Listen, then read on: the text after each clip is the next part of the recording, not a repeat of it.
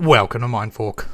Another analog horror series has flooded the scene with the boiled one phenomenon, probably one of my favourite today. The other one being Alex Kister's Mandela catalogue, specifically the Overthrown episode. Hearing the idea that nothing that you knew was real from a biblical perspective is something that really took me for a ride and that I appreciate immensely. The boiled one phenomenon hits similar notes for me, especially with its allusion to religious practices and stories strewn throughout. Not to mention that it has some pretty heavy SCP vibes, which is something I've wanted for a while. An SCP-based analog horror series would be sick. But I won't get too far into the topic since that's what the rest of the video is for. So, where do we start? We can probably guess that Silas Orion's channel, better known as Dr. Nowhere, acts as his extended universe. He started releasing his videos on December 20th, 2023 with t.o.e. starving.help. Now, because of this, I'm only going to focus on the boiled one phenomenon. Because it is still so early in the series, and because the boiled one has only shown up in one video, we're going to assume that there's a lot more story to tell here, and so I probably won't be able to figure out all of it today. It's also why I won't be touching on t.o.e. or any of the others since it's unlikely that they're related. But now that that's over, let's figure out what the boiled one is, and we'll start with the observations. There's a very obvious call out to Christianity and the apocalypse littered throughout the video. At the very start, you, the viewer, are asked to have a standard Christian Bible on standby and to read Psalm 91:10 if needed. The passage being, "No evil shall befall you, and no plague shall come near your dwelling." As well as that, they also pay mention to the Tree of Heaven, claiming it to be another name for poison oak. Which isn't true, by the way, although it is one of the worst invasive plant species in North America. It should also be noted that there are trumpets playing in the ears of the infected, trumpets being a key involvement in the Bible, specifically during rapture, as trumpets will sound to warn non-believers of impending judgment. Near the end of the video, we even get those trumpets sounding along with a brief image of blood falling from a crack in the sky.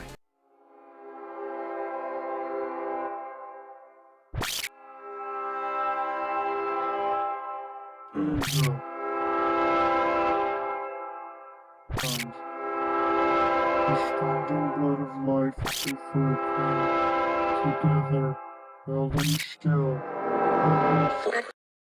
Which presumably also reflects a passage in the Bible about rapture. Then whosoever heareth the sound of the trumpet, and taketh not warning, if the sword come and take him away, his blood shall be upon his own head. But he that taketh warning shall deliver his soul. Ezekiel 33:3 and 5. Can't say for sure that it's completely related, but the similarities are there. I also want to add that in the Bible, it's 7 trumpets that are sounded, but right at the end, only 6 trumpets go off. There's an additional one that's cut off, interrupting the interview with Job Zamperini, but I'd be surprised if that counted since it's not clear. If it did, it would be 7, but as it stands, it's only 6. Could this mean that we're only a step away from the end of times? Possibly. Watanabe is undoubtedly an important figure here, since he's referenced in the Japanese text after Zamperini's interview, loosely translated as "Fear of the one and only one, Watanabe the bird." For those unaware, Watanabe was a Imperial Japanese Army soldier in World War II. He's especially known for his gross mistreatment and abuse of prisoners of war during that time, and was later classified as a war criminal for that very reason. One of his more famous victims was a man called Louis Zamperini, which you should remember as being the same surname as Job Zamperini, one of Phen's victims. We should also remember that Job Zamperini is an alias, so it's possible that this is actually Louis, and that he only changed his first name. Aside from that, there's 2 reasons I believe Louis and Job are the same person. And that's 1, what we know about both Job and Louis, and 2, the alias itself. Now, Louis was known as an American World War II veteran, an Olympic distance runner, and a Christian evangelist. Now, I don't know if Job was an Olympic runner, but at the very least, he was described as a war veteran and has a very clear and obvious faith. As well as that, Job, the alias he chose for himself, is a Christian name, reflecting the prophet Job, a prosperous man who is suddenly plagued with horrendous disasters that take away everything he loves, stopping just short of his own life, but still remains devout in his faith. A similar, if not identical situation, our own Job finds himself in. So if Job is Louis, then is Watanabe Phen? On February 28, 1947, an uprising in Taiwan resulted in the violent suppression of its citizens. It resulted in massive casualties and is considered to be one of the most important events in Taiwan's modern history, quite literally called the 228 massacre. Taiwan was ruled over by Japan for 50 years until they surrendered during World War II. The island was then placed under the control of the Republic of China, which lasted for about 2 years before the 228 massacre. Now, why is this relevant? Well, it's possible that the name Phen-228 reflects this event in some way. It would follow the same rules for similar names like Broadcast 813, since the broadcast in question happened on the 13th of August. With all that being said, there are a lot of loose ends here. Exactly what significance does 228 have? What about China and Taiwan? Both are referenced in the Tree of Heaven documentary? Why? Although I have no clear evidence for this, my gut tells me that the 228 might be more symbolic than anything else.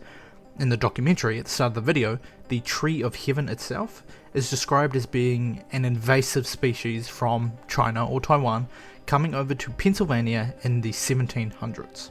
In China and Taiwan, one of these invasive species made its way to America in the 1700s and took its ground here boldly. It's possible that the entire thing is talking about Phen, that he is the poison oak, coming from China or Taiwan and digging his roots so far down that you cannot get rid of him. To support this idea, in one of Dr. Nowhere's Instagram posts, he describes Phen with different names, including the flesh cactus of Pennsylvania, northeastern flesh tree, tree of hell, and flesh stomach. The tree of hell being a pretty clear tie to the tree of heaven, and the flesh stomach being a real life plant, closely related to poison oak. The only problem is that poison oak doesn't grow in Pennsylvania. I mean, poison ivy does, which it's often mistaken for, but almost everything that the documentary says is either a little off or straight up wrong. This further leans towards the idea that the documentary isn't talking about the Tree of Heaven, it's talking about Phen. And we know that Phen is capable of directly manipulating broadcasts into showing whatever he wants, showing clips of footage, live camera feeds, hospitals, bedrooms, and his first appearance. So is it really that much of a jump to think that he can do other things too? I mean, why wouldn't he just take an old documentary, repurpose it, and show it to the world? Send you into a false sense of security with something As beautiful as it is deceptive. There are many theories floating around. One such that claims that Watanabe is Phen after he died, that we went over a little bit previously, since Watanabe passed away on April 1st, 2003, a whole 4 months before Phen's first appearance. Admittedly, however, I'm not sold on this for a couple reasons. First is that most witnesses of Phen's appearance remember him speaking in English, but Watanabe disliked Americans, so it seems an odd choice for him to make. And though you might say that non-English speakers remember him speaking in their native language, that's not actually what the text says. Specifically, it says that non-English speaking viewers remember understanding every word. So it's still entirely possible, and more likely given the words used, that people recognise that another language was being spoken, English, but understood it anyway. Secondary to that, as we mentioned before, there's a lot of Christian references and symbolism throughout the whole video, which would also be unusual for Watanabe since he wasn't Christian. So then what could he be if not Watanabe? Well, let's go back to the reference itself. It specifically says, fear of the one and only one Watanabe the bird. But what if this isn't just a reference, but a description? He's not Watanabe himself, he's the fear. Like it says, there was one and only one Watanabe, and he's dead now as of April 1st, 2003. But the fear of him? That's still very much alive. It should go without saying that for many years after his time as a prisoner of war, Zamperini continually had horrific nightmares about the experience. He himself says in his book that it was finding God that he managed to put his life back on track. This is what Phen is Zamperini's fear of Watanabe. It would also tie into the other text that we see on the screen at the same time. Wonderful Day, The Miracle of Birth, and Fetal Fanfare. Phen was born from a miracle, a creature made from sheer belief. That would be a wonderful day to be sure. As for the fetal fanfare, I'm not sure. But while we haven't heard the screams or laughter of thousands that Phen continually references, the victims have. A signal that something new has been born. A fetal fanfare.